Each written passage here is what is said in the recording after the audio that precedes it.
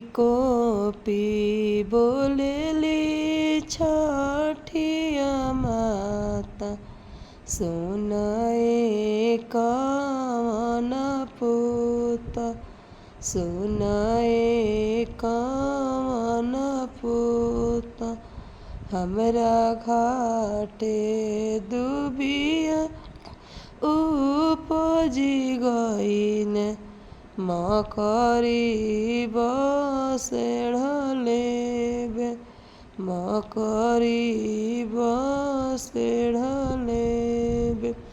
हाथ जोड़ी बोलेले कवन पूत, सुनिए छठिया माता, सुनिए छठिया माता।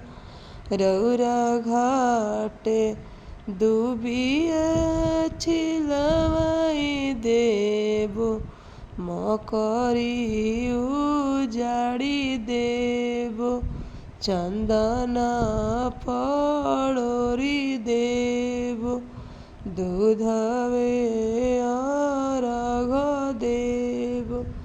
कोपी को